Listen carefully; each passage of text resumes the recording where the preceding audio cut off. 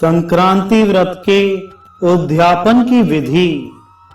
भगवान श्री कृष्ण बोले, राजन, अब मैं संक्रांति के समय किए जाने वाले उद्यापन रूप अन्य व्रत का वर्णन कर रहा हूँ, जो इस लोक में समस्त कामनाओं के फल का प्रदाता और परलोक में अक्षय फलदायक है। सूर्य के उत्तरायण या दक्षिणायन के दिन अथवा विषुव योग में इस संक्रांति व्रत का आरंभ करना चाहिए। इस व्रत में संक्रांति के पहले दिन एक बार भोजन करके रात्रि में शयन करे। संक्रांति के दिन प्रातः काल दातून करने के पश्चात तिल मिश्रित जल से स्नान करना चाहिए। सूर्य संक्रांति के दिन भूमि पर चंदन से कर्णिका सहित अष्टदल कमल की रचना करे और उस पर सूर्य का आवाहन करे।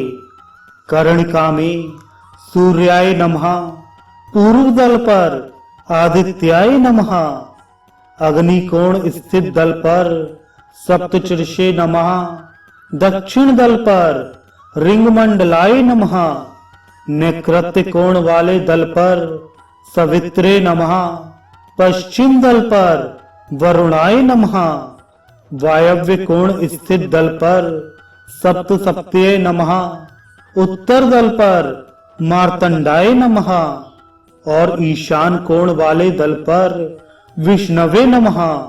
इन मंत्रों से सूर्य देव को स्थापित कर उनकी बार बार अर्चना करे। तत्पश्चात वेदी पर भी चंदन, पुष्पमाला, फल और खाद्य पदार्थों से उनकी पूजा करनी चाहिए और अर्घ्य प्रदान करना चाहिए। पुनः अपनी शक्ति के अनुसार सोने का कमल बनवाकर उसे घृत पूर्ण पात्र और कलश के साथ ब्राह्मण को दान कर दे।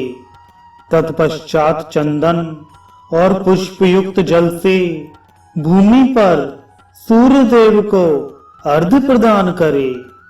अर्घ्य का मंत्रार्थ इस प्रकार है, अनंत आप ही विश्व हैं, विश्व आपका स्वरूप है। आप विश्व में सर्वाधिक तेजस्वी, स्वयं उत्पन्न होने वाले धाता और ऋग्वेद, सामवेद एवं यजुर्वेद के स्वामी हैं। आपको बारंबार नमस्कार है। इस विधि से मनुष्य को प्रत्येक मास में सारा कार्य संपन्न करना चाहिए, अथवा यदि ऐसा करने में असमर्थ हो तो वर्ष की समाप्ति के दिन यह सारा कार्य 12 बार करे। दोनों का फल समान ही है।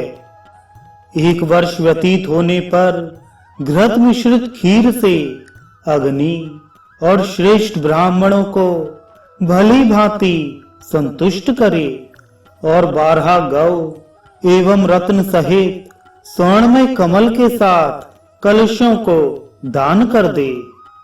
इसी प्रकार सोने, चांदी अथवा तांबे की शेषनाग सहित पृथ्वी की प्रतिमा बनवाकर दान करना चाहिए।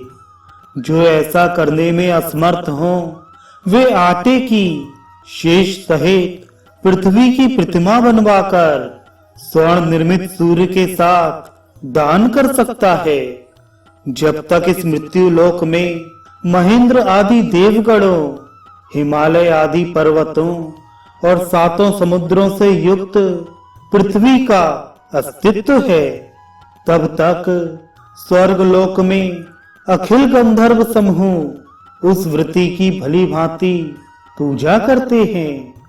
पुण्य क्षीण होने पर वह सृष्टि के आदि में उत्तम कुल और शील से संपन्न होकर भूतल पर 7 द्वीपों का अधीश्वर होता है। वह सुंदर रूप और सुंदर पत्नी से युक्त होता है। बहुत से पुत्र और भाई बंधु उसके चरणों की वंदना करते हैं। इस प्रकार जो मनुष्य सूर्य संक्रांति की इस पुण्यमयी अखिल विधि को भक्ति पूर्वक पढ़ता या श्रवण करता है अथवा इसे करने की सम्मति देता है, वह भी इंद्रलोक में देवताओं द्वारा पूजित होता है।